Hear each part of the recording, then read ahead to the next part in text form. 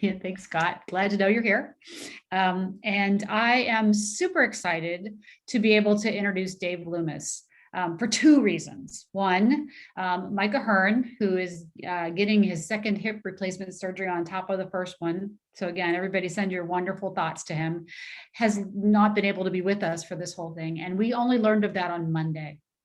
And Dave, oh my God, stepped right in and said, sure, I've got just the thing. Well, frankly, Dave and I'd been talking for a while, so I knew to call him, but even more grateful that he moved a client meeting for us and agreed to join us. Now, if you hadn't seen Dave's webinar from a few weeks back, you'll want to catch that after this too. And then I have this other one that I keep twisting his arm to try and do, which is to talk about the caveman selling story.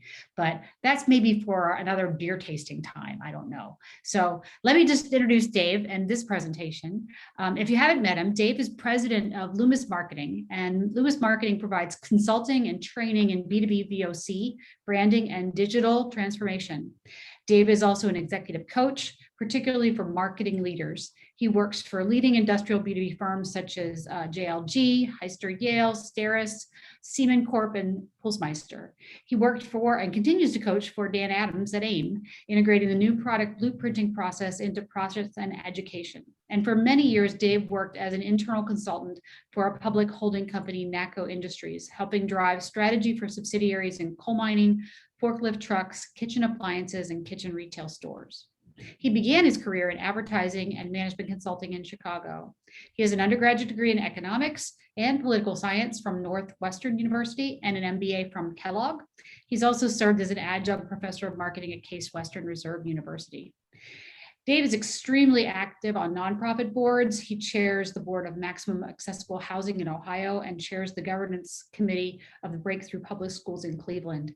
He's a frequent guest on industrial marketing podcasts. He enjoys experimenting with new formats, such as internet talk radio, including Clubhouse. And he has a brand new book, which I hope he'll mention to you. It is a short read and a fun read, and you really all ought to get this book because, frankly, it just speaks to all of us. So thank you so much, Dave, and let me turn it over to you. Thank you, Lynn. Thank you very much. And I have met some of you before from attending previous ISBM meetings at various times over the past decade or so, and I miss it and miss all of you. And this is really fun, and hope to continue involvement. So I was really happy to step in and fill in. Those are big shoes to fill, of course, obviously, but I've been a little bit in and out because of some meetings of the session. So I've heard some things and missed a couple, unfortunately. But one thing that I put this all together, and then I kept adding to it a little bit here and there because I kept hearing things that I had already put in. So I think there's a lot of consistency. I mean, I'm already hearing it between yesterday and today, between things that people were saying about this sales and marketing post-COVID. And I might say a few things that sound really similar to what people have said, but I don't want to say it to be either like repetitive or to even say it like it's never been said. I just think a lot of these things happen to be true right now that we're going to talk about. And I think that's good, that we're all, we're sort of in agreement about some of the things that are happening in the marketplace. So without further ado, let me just tell you what I'll talk about. I want to talk about this concept of acceleration, which we have heard about already. And then how do we adapt? How do we adapt now, or start adapting to the change that we have in front of us? And then discussion. And I want to just say, I love it when people just interrupt, and if you want to unmute and talk, we're a small enough group now. We can do that, but I also am reserving time at the end for discussion. So put something in chat, and if I don't see it, maybe somebody else, Lynn, will interrupt and ask a question, or if you just want to unmute, please, let's do that, because we get a lot out of our interaction. So I've worked for a lot of B2B companies. Almost all of these are B2B, and if they look like a B2C, I probably worked for the B2B arm of it. Right now, like during COVID, I worked for, I had clients, Exalta, which is a coatings company specifically for auto manufacturers. That was a spinoff from DuPont. Corporate Screening, which does background checks, mostly for huge hospital systems across the country, but also for financial services and so forth. So B2B, but a service company. Heister Yale Group, and I'm going to talk more about them later. Biggest forklift manufacturer in the U.S., and they're a subsidiary. They were a subsidiary of that NACO Industries that Lynn mentioned in the intro, and now they're their own public company, and they're my largest client and doing some really interesting things for them. Putzmeister makes concrete pump trucks. It would be a while to explain exactly what that is, but it pumps concrete onto construction sites. And they're based in Germany, but they're owned by a Chinese parent, Sany Corporation now, and they have US headquarters in Wisconsin. And then there's Siemens Corp, which makes industrial fabrics, and Steris, which had a very interesting year, sterilization equipment, including vaporized hydrogen peroxide, which they retrofitted into like containers to disinfect N95 masks, which was really interesting. So there was a lot of scrambling going on in COVID. And I don't know, I was busier than I've ever been, and my clients were. And I mean, I thought it was a really interesting time. Now, also, I happened to publish I somehow managed to publish this book that Lynn mentioned. I am going to bring it up in a second, but it came out in chilly December of 2020. But I want to back up on the calendar a little bit to basically March 2020. And in March 2020, as we know, that's sort of the beginning of COVID. And we became very familiar with this, which is wherever we live, apartment, dwelling, this sort of looked like a very typical house to me. And, you know, things are going to change. Things change actually in B2C and B2B. So what happened? To me, I think what happened is acceleration. And I wrote this before I heard a lot of people use that word over the past couple of days, but there's all sorts of statistics, and some of them have been shared here already. You know, bottom line is that trends that, you know, might have taken or would have taken years to play out are here now. And I think that's really exciting. It can be daunting, but I think it is actually really exciting. So this is the calculation for velocity, or for acceleration rather. And, you know, I always like to remind myself there's math behind a lot of things in life, including this, but it kind of reminds us what is acceleration. And it's like, you know, obviously a greater speed or velocity, you know, over a period of time. And I think that's what's happened. A lot of things happened really, really fast in the last year. You know, we couldn't go out, so we ordered in. And this statistic, you know, just really kind of shocked me. This is retail, okay? So this is, you know, the B2C. But if you look at this 44% jump of 598 billion to 861 billion, I mean, that's significant. And according to Commerce 360 in the US Commerce Department, that 861, that was supposed to happen in 2022.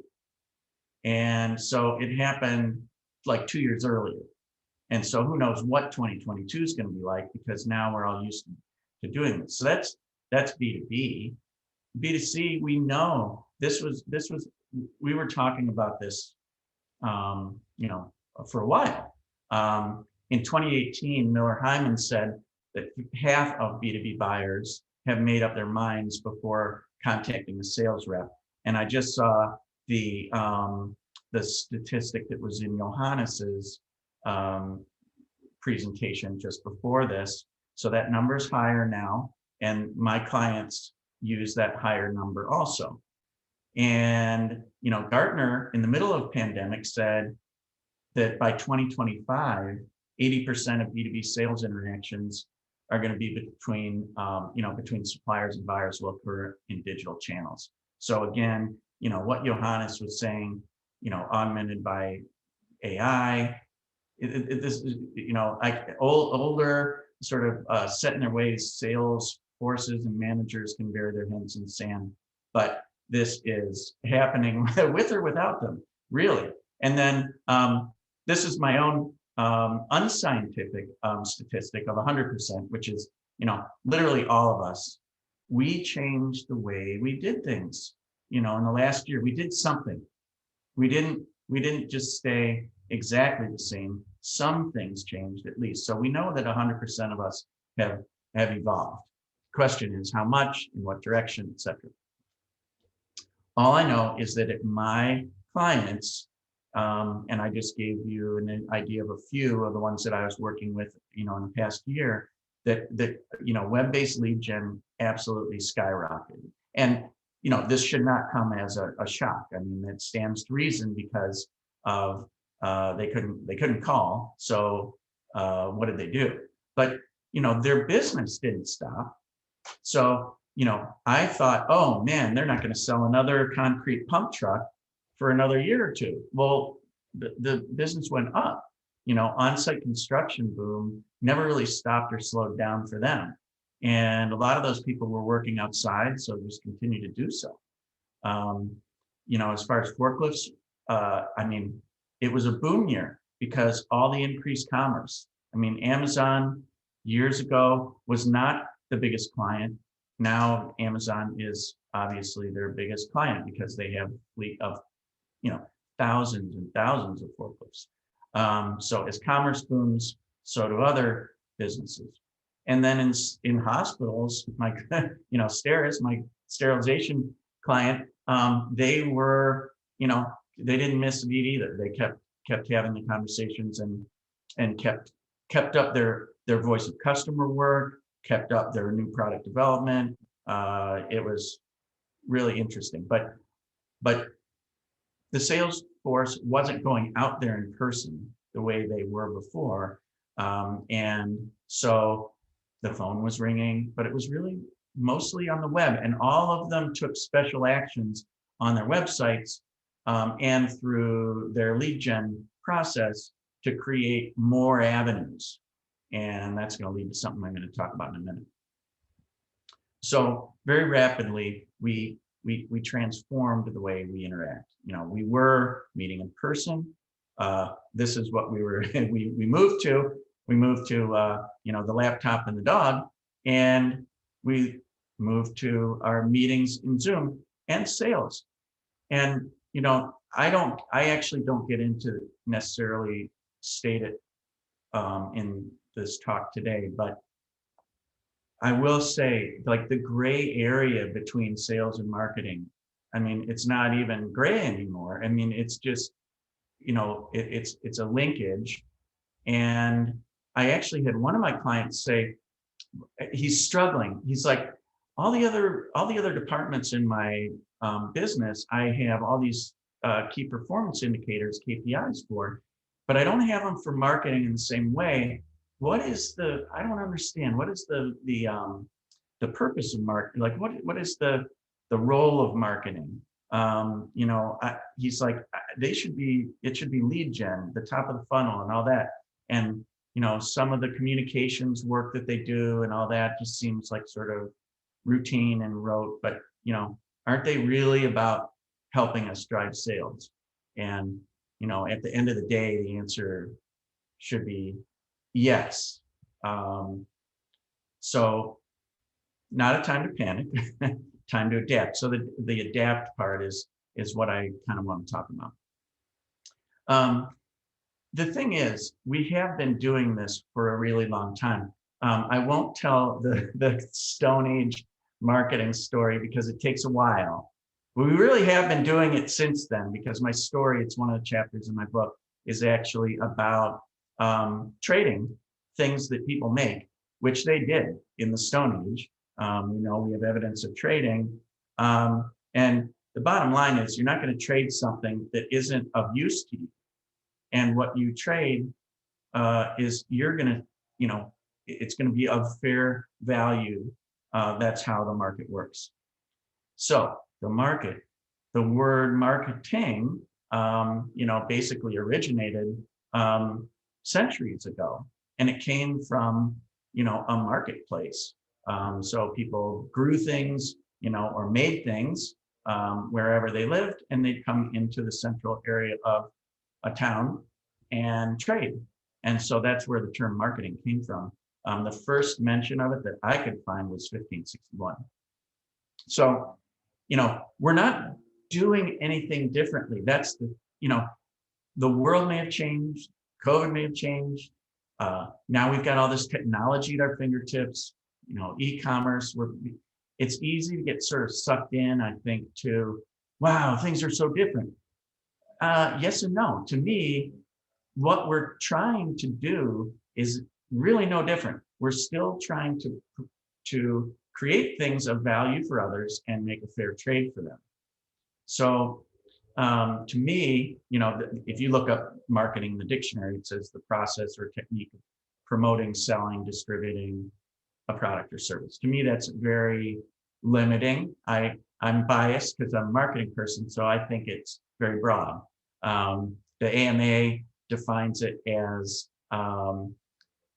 much more broadly. So activities, set of institutions, processes for creating, communicating, delivering, and exchanging, there's that exchange, for offerings that have value, that's the key, for customers, clients, partners, society at large, so in other words, everybody. And in my book, I have this chart that talks about, we're the provider if we're the seller. There's some motivation behind a sale. It's a problem, and we've got the solution, and there is value to it. And then there's a receiver, and at least according to the AMA, it's customers, clients, partners, society at large, pretty much anybody. So in my book, I define marketing even more broadly. I don't think you can define it any more broadly, because I say it's everything. I say it's literally everything we do, because without customers, we would really be up the creek. So everything a company does, all it brings to bear, I don't care if you're in accounting or you're in logistics or warehousing or finance, product man, it doesn't matter. It's all about the customer, and all that we're doing is directed towards that. And so if you buy that definition that marketing is this beginning to end process, then it really is everything. And the subtitle is How Serving Others Brings Success in Business and Life. What I mean by that is that for us to really do a good job at whatever we do and sell, we're really serving. And it goes back to a lot of what Gary Katz was saying yesterday. What a lot of us have said is, we're creating something to fill a need in the marketplace. And if you have a servant mentality, it makes it a heck of a lot easier to identify that need and relate to it and relate to the people you're selling to. So to me, we're in business to serve. Customers are everything.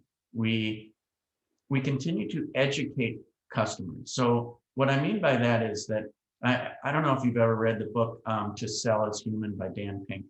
One of my favorite books. Dan is a friend of mine, and we've talked about this, but it is a great book, and it really underscores the idea that we don't really need or want to foist something on an unsuspecting buyer that they don't need. That's not really going to help anybody in the long run, most of all our company. So if we create things that people need from the outset based on good voice of customer work, then we've created something that they need, and all we really have to do is bring it to their attention.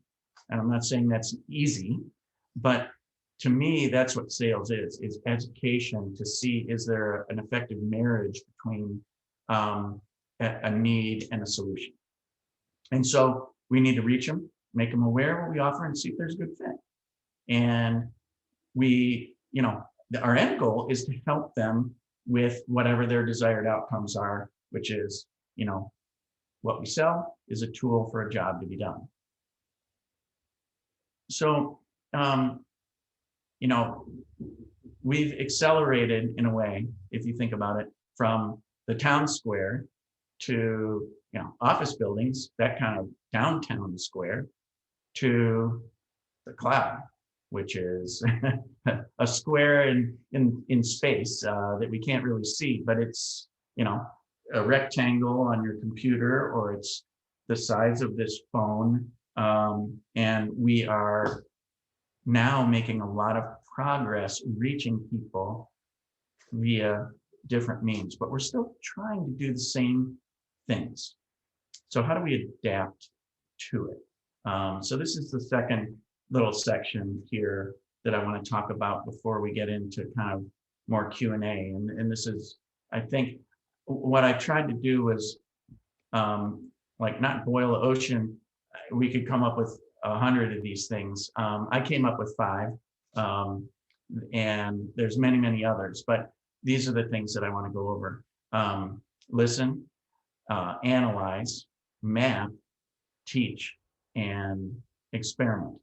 And we heard that experiment word earlier from Srinath, and it could not agree more.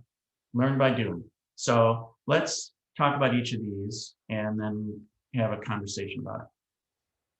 So first, talking to your customers and prospects.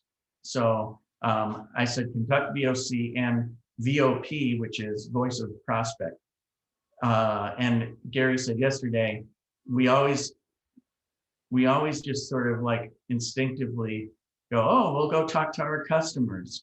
Well, and we have the term VOC, but if we don't take it quite so literally, we really need to talk to potential buyers to understand those needs. But we also want to understand, how they buy. We can do voice of customer work to understand, are they going to websites? Are they, do they want e-commerce? If so, how? I do some of this research now because for my clients, I am also doing digital transformation work on the marketing side.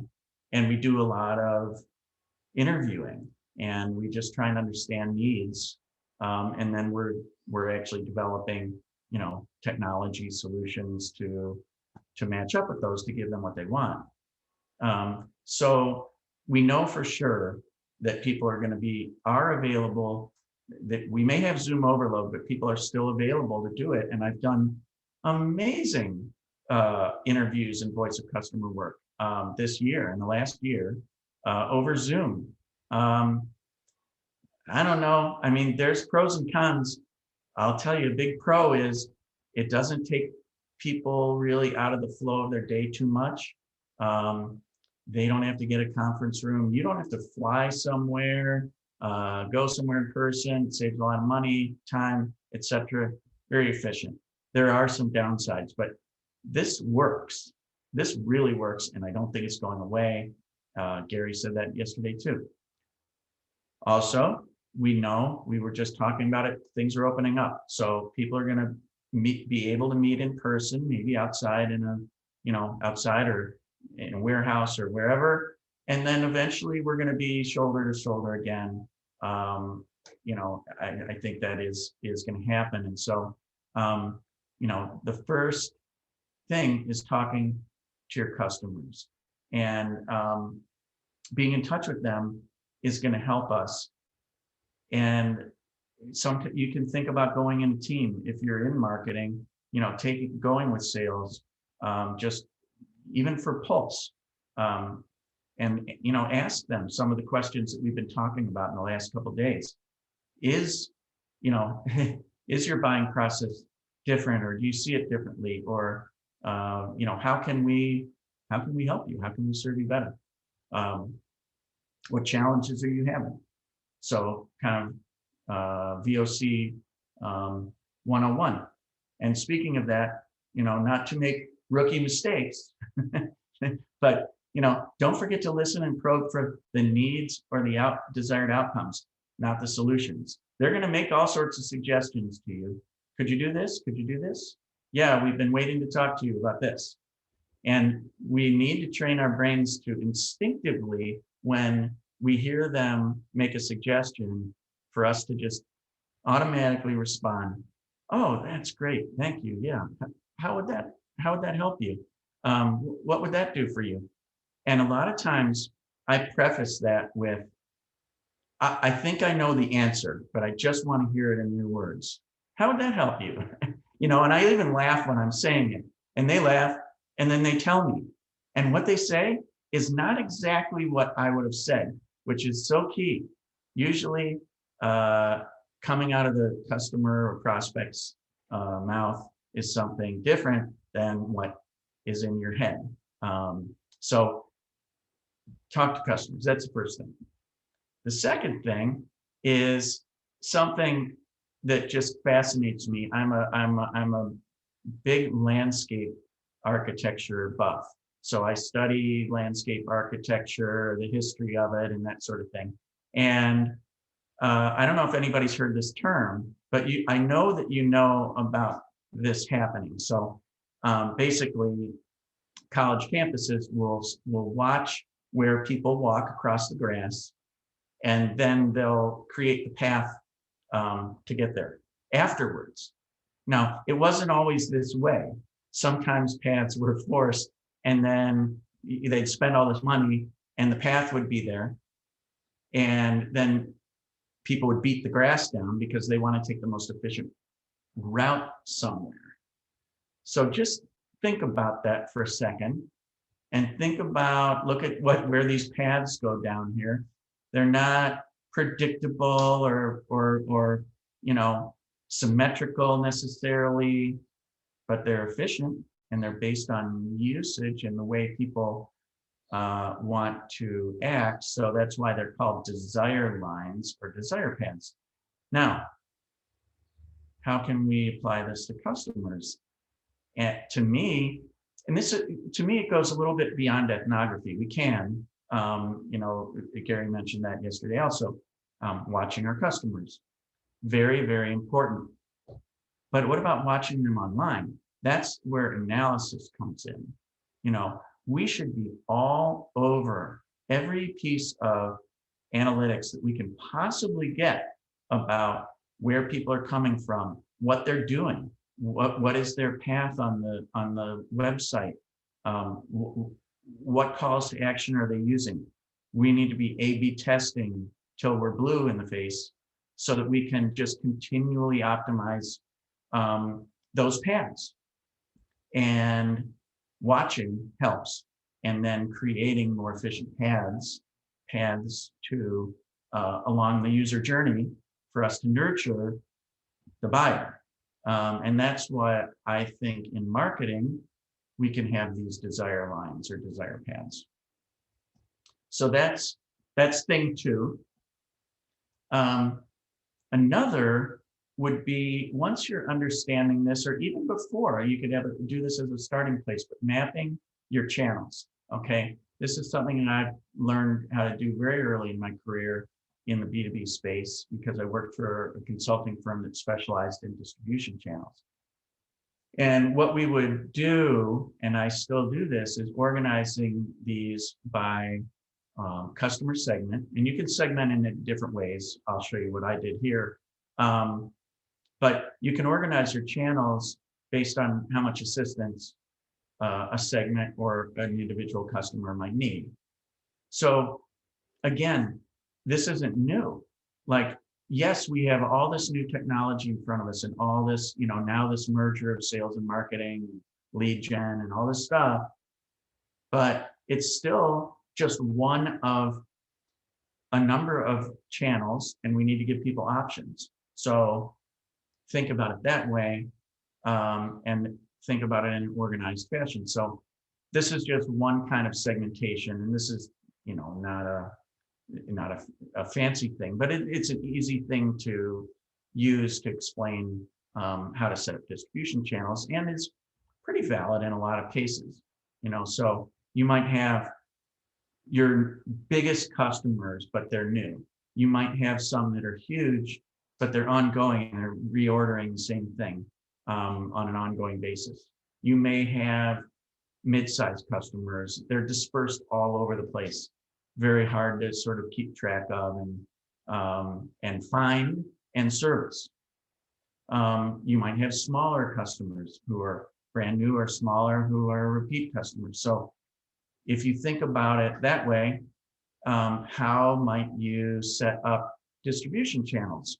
Well, you might want to think about spectrums, okay? Order complexity, customization, level of uncertainty. In other words, how many questions are these people going to have in order to figure out the right product, or that your product is the right one, etc. Lead time. Is it in stock? Is it already made? Or does it take 6 months? Price. So all these go high to low, and they're roughly arrayed along these segments. So you could do this exercise for your own business, and you probably have. But the distribution channels that come out of this range from very high service, very high touch, to self-service. And again, not rocket science, but direct in-person sales, it's not going anywhere. I mean, for a lot of companies, my client, High Street Yale, and I'm going to show you one of the websites that we just finished in a minute, Yale.com. They have like a manual hand truck that moves pallets around that costs a couple $1,000s. They have a truck that picks up a container off of a ship at a dock that costs $500,000. All right, they're not going to sell that container handler via e-commerce, but they're going to sell that $2,000 hand truck. For sure, it takes no configuration. It is low price, low lead time. It's in stock. There are very few questions about it. It is not customized. It is not complex. Self-service makes a heck of a lot of sense. Maybe you have a few questions. Well, the chat function, it's coming, and maybe it's AI chat. Dealers are really, really helpful. Dealers are distributors out in the field, because we can't afford to find all people that are smaller accounts or mid-sized accounts. And in the forklift companies, my client's case, they're servicing those trucks. So there's a lot of reason for that channel, and the channel is not going anywhere. And then we've talked about inside sales versus outside sales. So maybe this is a channel, this sort of, I just call it direct remote. Maybe that's the one that's growing, because we know we can do more, and people are happy with it, and they don't want you to come in person, and maybe you don't need to. But I just think a lot of things have changed and a lot of things haven't. There's just sort of an evolution and adaptation that's necessary. Maybe this mix changes, but I don't think we're completely reinventing everything. So then, I just have these sort of arrows that show the connection, the obvious connection with the channel, and then also the less obvious one, because I do think you need to give accounts options. We have large customers who are doing repeat purchases. You want to set them up. Maybe they have something called a punch out, or they're going through EDI or something. But hey, that's sort of full electronic commerce, and maybe there's smaller ones that want to have a direct person calling them, and we think that's okay. So mix and match. And then I drew these and I think, hey, these look a little bit like those desire lines. And they should actually. So then there's the content. And we've talked about, I heard in a few conversations, inbound marketing mentioned and other things for lead gen. And I have a kind of a love-hate relationship with content marketing because, and I'm sure a lot of you do too, because there's probably a lot of content that's been created and you're wondering, are people really using this? Is it helpful? Is it really generating leads? And that's a darn good question. And it's the question that should be asked. I have a friend that's in this business, and I just thought I'd share this with you because it seems obvious, but it was a real revelation to me when it just made so much sense. So here is a very, very practical thing to do. And again, I'd love to hear if any of you are doing this. Interview Salesforce. What questions are customers asking and what objections are they raising? And maybe this is going to change, or is changing because of COVID, maybe not. But start those conversations with the Salesforce.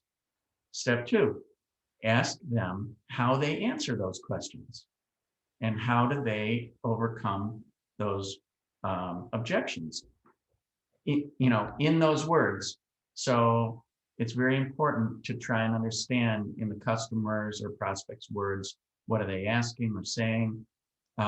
It's kind of like the deep planing that Gary was talking about. We get off the plane. So what are in layman's terms, what are people asking and having issues with, and how are we answering those? Then step 3, write your content about that. Like literally give it away. Give away our knowledge. So write the white papers and the blog posts and the case studies that literally address those specific issues using those words. In other words, head off those questions. Help educate. This is what it's about. It's about education. So educate prospects, teach. So then there's more. You can make infographics. You join podcasts. Position your company as the thought leader in these areas. And again, this is nothing new. I'm not like saying anything that others haven't said, but there's a lens of practicality that we can put over this, I think, that makes this stuff really effective. And it also brings a lot more respect to the marketing people because sales then looks at it and goes, hey, you're finally giving us something that's useful here. It's not like marketing speak. You're not like coming up with an advertising slogan. This is real stuff. And then you want to place this content in the path of the prospect so they come across it. And you want to increase the calls to action and so forth. And then manage those leads. And then keep asking Salesforce, what are the new questions you're getting? What are the best answers? So that's a kind of a rinse and repeat.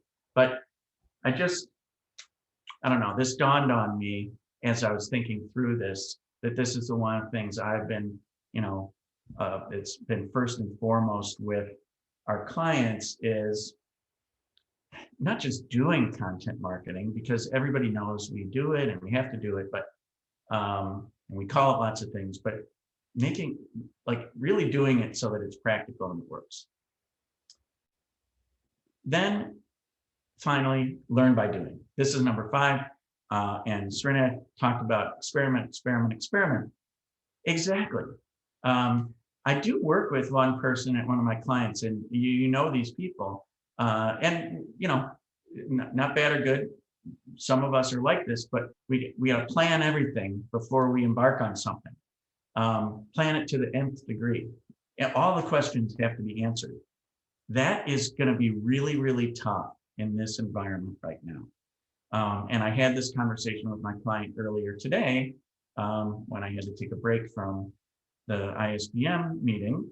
And that's exactly the conversation we had, that we have to learn by doing, that we have to actually roll up our sleeves and just get into this planning for some of the digital transformation stuff we're working on and learn what we don't know, and figure it out on the way. And it's very frustrating to one of our team members who likes to plan everything out, but that's tough. That's impossible, in fact.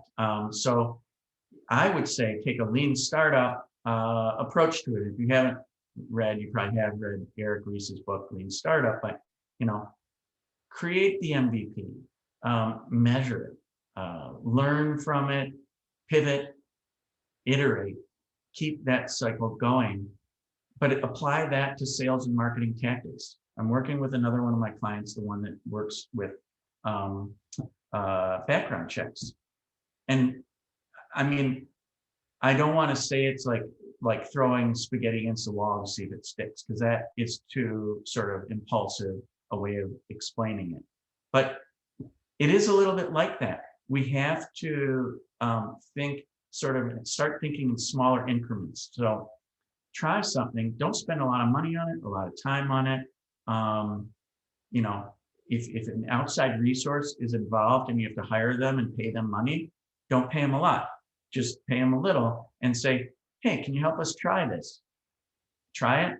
If it works, do it more. If it doesn't work, don't do it anymore and try something else.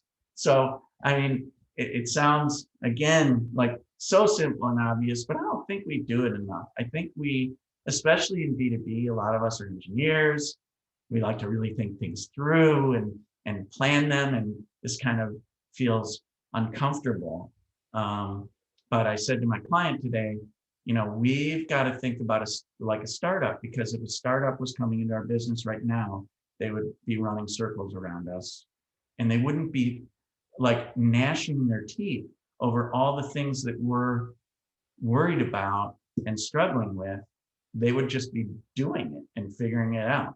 And so I really think we all need to think much more like startups, and not just with the products or services, but with our actual marketing and sales tactics. I'm just going to try stuff. So I want to give you this example real quick. And if this works, it should possibly be taking us to this brand new website. This was like, if it does come up and works, it's the Yale forklift website. I see a spinning disc. So I might have to unshare and then go to it. But really, really, really cool website, 2 years in the making, and lots of paths for people to go down, like a lot of those desire lines. Okay, it's definitely not working, and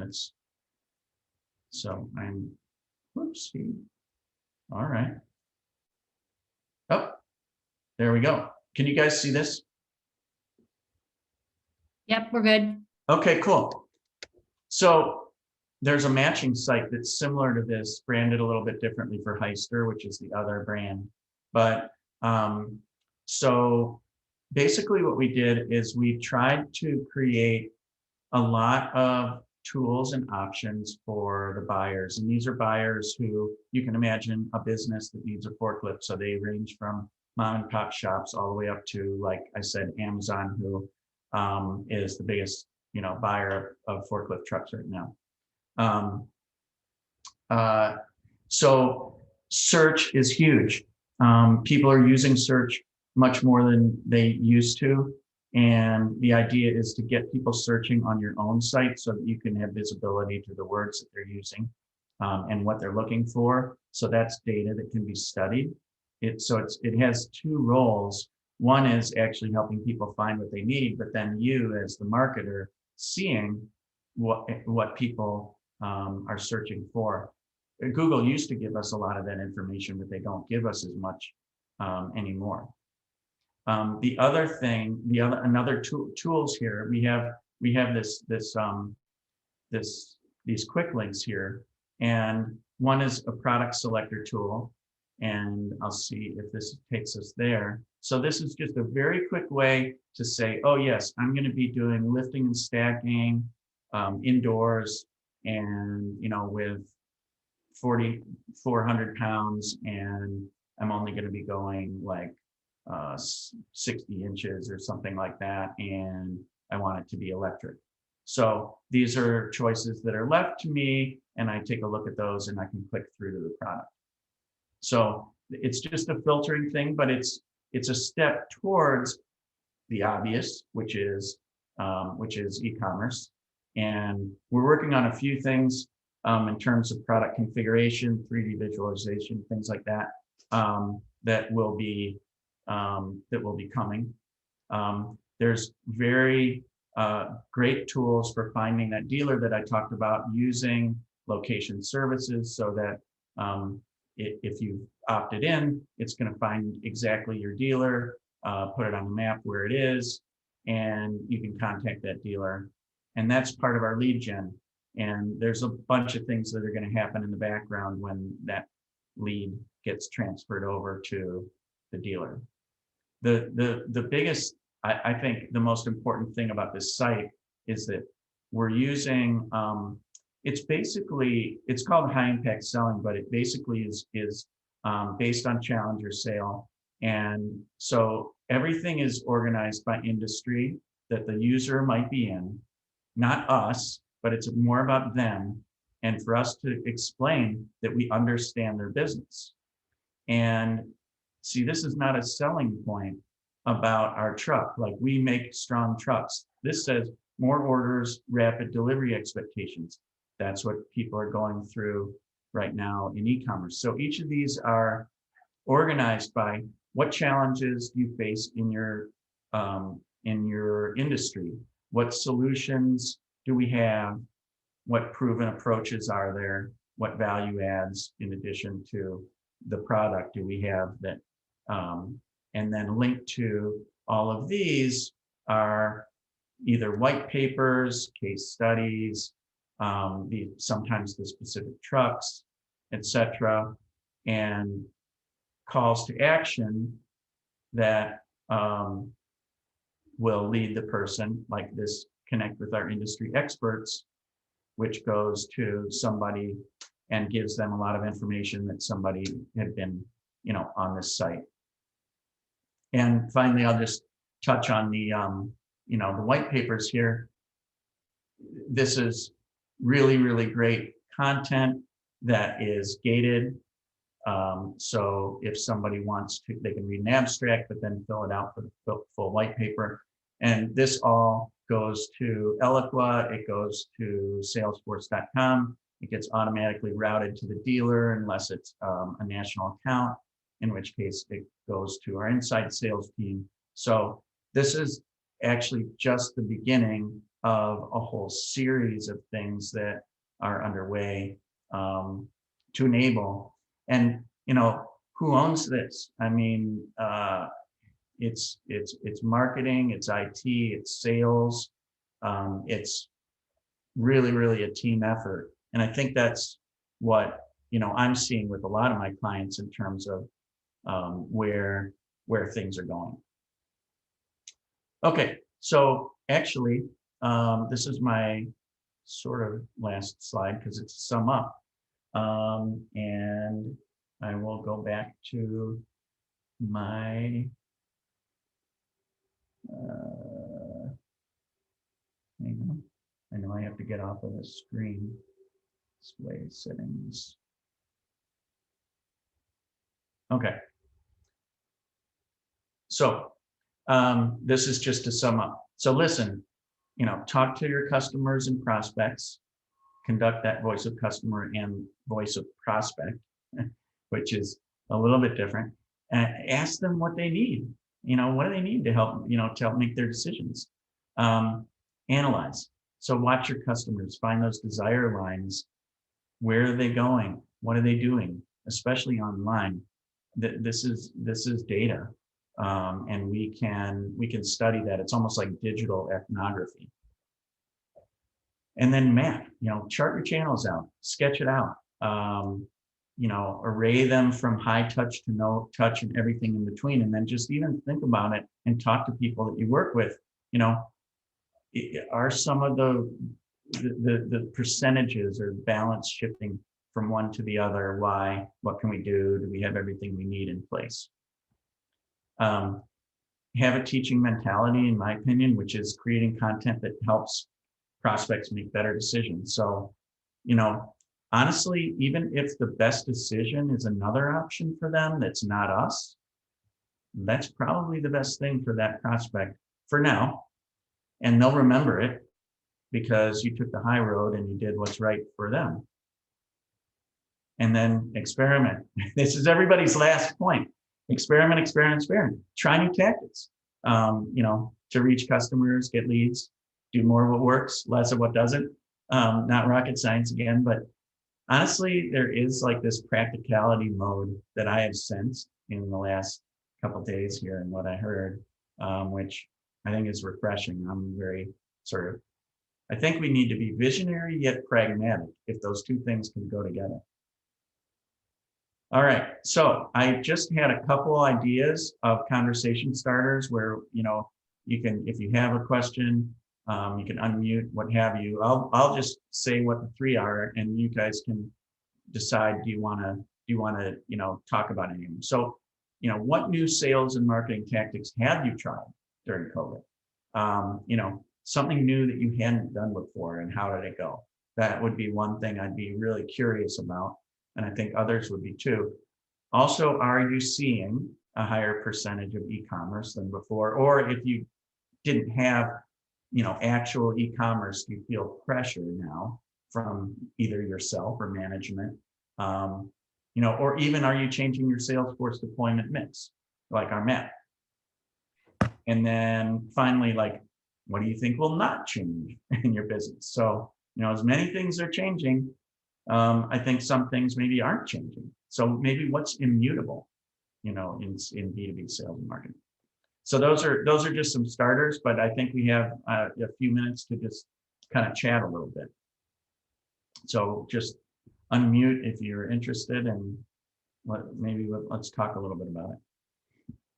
Yep, Dave likes a good argument. So being contrarian is also good. I do. Yeah. Or you can feel free to type in the chat. So here's something that I wonder if is immutable. How many companies were flexible on collections during this time? Ooh. I mean, you got to pay your bills, right?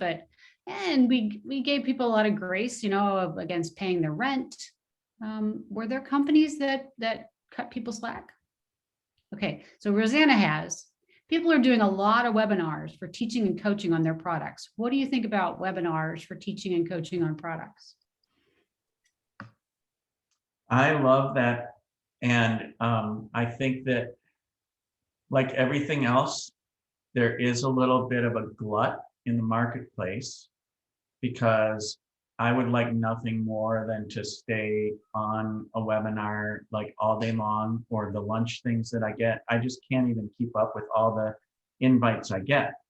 On the other hand, I don't think it, if you do a webinar and instead of 200 semi-interested people are on it, instead of that, 5 really, really interested people are on it. Was it worth it? I mean, I think so. I'm a huge fan of just laser focus. And so I think, what do you all think? Does anybody want to talk about if they have done some webinars to teach customers about things? Have those been successful?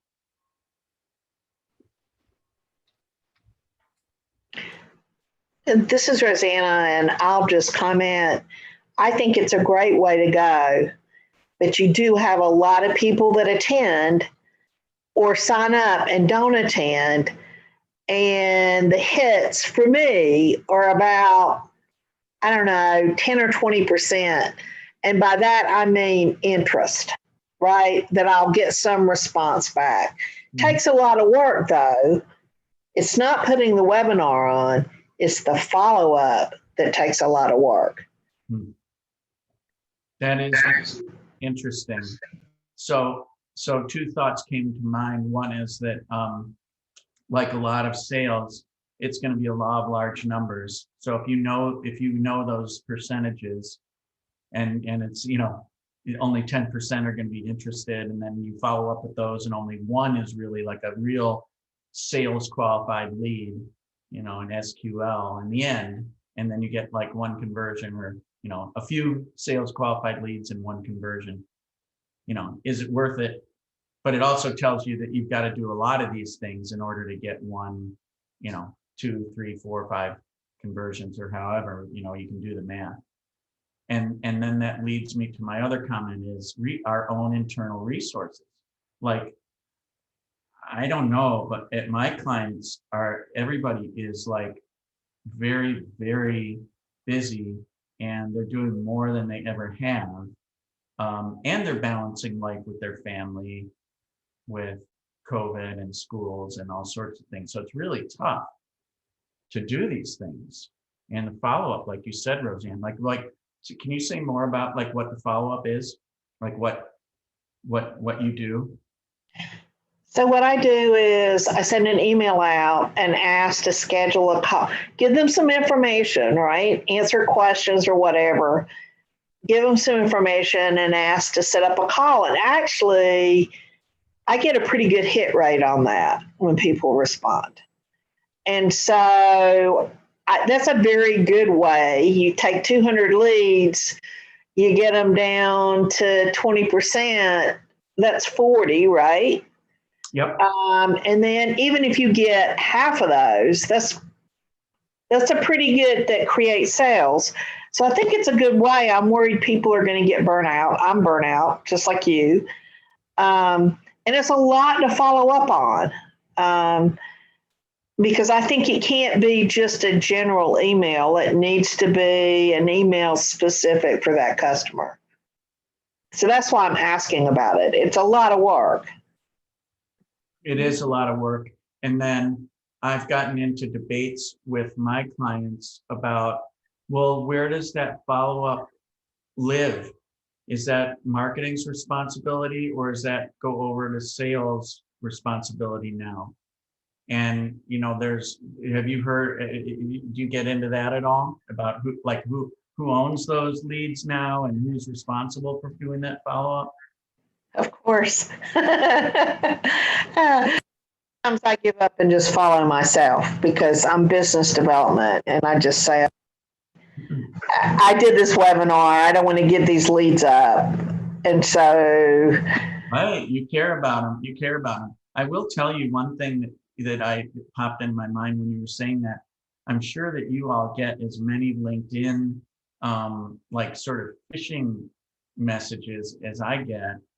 And how generic those feel, and how that they're part of some automated process. And you contrast that with an individual email that you just said you send to these people asking them to come to this session with you, and how you're pretty excited that you get, a pretty high response rate. You get that response rate because it's personal. And then you're getting a high response rate because you want to do that personal follow-up too. So as many as these technology tools as we have, and the AI and all this other stuff, there is like no substitute for actually this really good personal contact, even if it is by email, right? I couldn't agree more. But it's a lot of work. So I like to figure out how do you make it work, right? Easier. So anyway, that's my comment. That's true. Interesting. So one is, once you've done it once, maybe repeating the same webinar, you get a couple done, and then you go into repeat mode with different audiences or different leads. So that's one thing. So at least it's already created. Of course, the follow-up you still have to do. Another thing that I've found really interesting is that people like open-ended conversations. Like it doesn't always have to be a presentation the whole time, but if you could basically facilitate a conversation, and if you're good at that or you can do it, it takes less prep time to do it. So there's less to do. Of course, the follow-up is still there. Dave, we had a one from Jenna, and she is talking about trade shows. And, when you're standing at a trade show, particularly, you might even have a crowd of folks around, so you can explain something and they've listened, and you kind of get a better feel for where they are. One, they've showed up in your trade show, so they're kind of interested. But when you do that in a virtual event, you don't really know what their background is or where they're coming from. And do you have any suggestions on how to get around that in the virtual space? That's a great question. I never really thought about it in that exact way, but what I do a lot, because I train people in voice of customer interviewing techniques, and I sometimes get questions or interaction from people, and I'm not sure who they are, and I think it feels like a similar thing to what you're saying. And so I just actually ask them outright before I answer. So I say, so before I answer, could you just tell me a little bit so that I make sure that I, gear my answer to the right, in the right context, so what's your role? Who's your client? Who are you serving? Oh, okay, now I understand. And then I answer. And so, even just asking them, and I don't think if you do it in the right way, like if you do it in a curious way, like a authentic, honest, curious way, as opposed to like accusatory or like pouncing on a lead way, then I think it's well accepted. I mean, does that make sense? Yeah, in fact, I'm now listening to you and thinking, the voice of the customer, and I've said this to many, many people, wherever you learn this, but you have to practice it. It isn't something you read about or intellectually just understand, but it's this practice, which it's almost like therapy, right? You need to go through it. You have to actually practice the words. You have to see how it plays back to you when people react with their face. But once you get that ability to ask questions without offending, you are now home free for all kinds of selling and getting marketing data. But that's the biggest element, is to not look like you're accusatory or any of those things. So, if there's any one thing that I could also evangelize, it's just learn to do voice of the customer. It will help you in all aspects of your life, your married life, your children's lives, your work life. It's all good. So true. Because being able to ask those questions, right? So true. And also that you're open-minded and that you are willing to have your mind changed about something. Yeah. I think I hear all the time, nobody wants to do voice of customer with their best customers that they contact all the time, because they say, we know everything. And it's also going to be embarrassing to talk to them because I'm going to ask them questions that'll sound stupid. And I should know the answer to it, because we work with them day in and day out. Mm-hmm. And you have to get over that. And you have to say, look, I think I know the answer to this question, but I'm going to ask it anyway, because I'm really interested in, if things have changed or if there's something I'm missing or what have you. So you got to like check the ego at the door and just, engage in new conversations. Yeah, great. All right, and then Laura, we're a little bit over, but I'm going to read off Laura's. So Laura says, a compelling value proposition, a customer-centric messaging, serving versus selling, customer orientation, quality data, exceptional processes, plus others are immutable. Are those the immutable things? She's got a good list there. That's a fantastic list of immutable things, because no matter what we're selling, or, what a service, a product, whatever it is, and regardless of the technology, I mean, at the end of the day, those are things that we need to have that are on that list. So this is to Laura, just to poke at her. I So love this. a compelling value proposition, a centric message, serving versus selling orientation, data, processes, is all of that says nothing about the humans. Can the humans be subpar jerks? Or is there something else that has to be there a part of the humans, which is what we were talking about last time is, what do you look like on LinkedIn as a human? Are you a valuable human to me? Because otherwise, that's what you do if you're digital, right? I don't need a human in that interface. I don't know what Laura has to say about that. Laura, what do you think? Can you? Hi guys. Okay, so hi everyone. Happy afternoon. And guys, this is a great program. Lynn, Ran, Lori, Scott, all of you did a great job. And thanks to all our speakers who are doing wonderful. So what's the question about that? I was just poking at you because you made this great immutable factors list of, things that if you had this, you'd be all set. And what point jumped out at me was, well, there's nothing about humans. There's no human valuation in there. Like, what are the people? If we had that list, Laura, could we just be completely digital and never need humans? Well, I happen, this is sort of just a general point of view of mine. I happen to believe that people do business with people, and I think I heard, was it our last speaker? Was it that said something about people do business with people they like, trust? There was another adverb there. So even the digital is just a channel. It's a conduit for how we engage with each other, but it doesn't replace, in my opinion, and maybe it does in commodity B2C, but in the B2B world, I don't think you can eliminate the human, if you're asking me that question. And that's why the value prop and being customer centric and thinking about serving versus selling, this is all part of the human factor.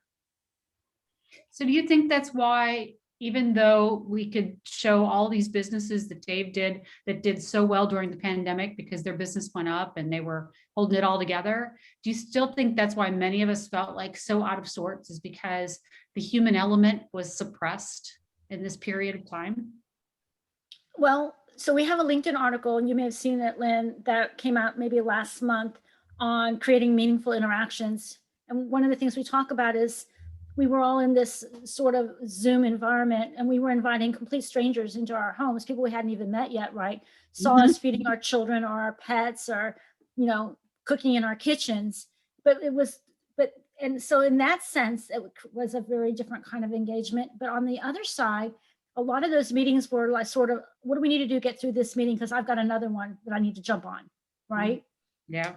So how do you create those relationships in the business world? And I'm thinking about some of the people that are on this in this event with us, in this forum with us over the last couple of days, that I have known for a really long time. And the fact that we're able to engage with each other has a lot to do with the fact that we do and have an existing relationship. So I think that is still a very powerful factor in customer retention, customer loyalty, employee loyalty, employee retention, is having relationships. Again, that's just my point of view. I'd love to hear what other people think. Yeah. Thank you, Tim. People who they know, like, and trust. Thank you. Yes, fantastic. So just as an aside, Lynn, I did some voice of customer work for my client that is in the background check business during COVID. And the goal, what the goal of the work was to actually understand our value proposition better from the voice of their best customers. And so in other words, I was just calling up and understanding, or doing Zoom with their customers saying, what is it about, corporate screening that you love? And we had the most amazing conversations. And, there's all this technology now behind background checks. And the company thought, oh, our integration into their human resources systems, that's the key. and all the stuff that we're doing. So they were pumping that up on their website. It came out like literally the person at Mount Sinai Hospital, which is like one of the biggest in the country, said, "Oh, it's the relationships. It's people do business with people they like, and we like them because they never let us down. They always have our back." And so, yeah, the technology is great. It's like table stakes. They've got to have it, but it's the relationship. They go above and beyond. And, you know, that's our value proposition now. And we're working it into all the communications, and we're doing it all in the customer's words. And so I think the human thing is very, very important. I agree, Laura. Thank you for that. Yeah, I also, I know I need to let us all go, but we're running over, and anybody can stay if they want to, right? But we're, you know, it continues to just surprise me a bit. But what pointed me to this was also that just the aha moment last presentation about how, you know, we could be marketing our people, not our product. And if you market your people, it's really hard to be commoditized because, you know, you can't duplicate people. So totally amazing. Even if you're not a service organization, you're still a service organization at the end of the day in B2B, right? Exactly. Some of these customers that I interviewed, instead of referring to the customer name, they referred to Mark or Melissa or somebody by the first name, and they said, "Oh yeah." And this is like, these are people that are doing like millions of dollars worth of business. Mhm. And they're referring to their customer service contact person's name. Mhm. Yeah. Great point. Really interesting. Love it. Thanks to everyone for jumping in on there. The chat room stays open. We're going to take a short break before we get set up for Bob Cooper, who's going to come back and tell us how things have changed in new product development over the last year. For those of you that know Bob, you know you're going to get a couple of really good, interesting stories. And he'll probably tell us how things look in Canada at the same point. He's been tracking that all year long, and we'll poke at him over that. He had lots and lots of data over this year. We'll see what we get. So thanks again. Oh, thanks Jerry for doing that as well. Honestly, this has been a great conversation. Thanks for initiating that for us, Dave. And Yep. I'll close off, but the chat room's open. Keep on talking if you like, everybody. Bye. Sounds good.